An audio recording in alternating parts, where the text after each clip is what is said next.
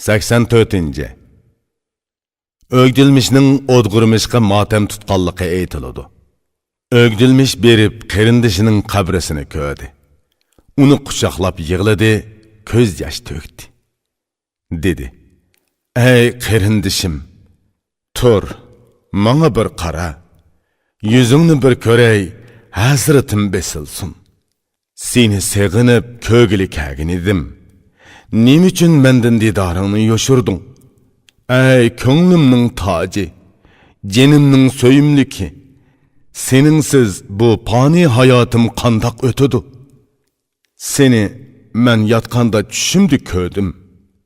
Sen ko'zimdan g'oyib bo'lib, mendan yiroqlashding.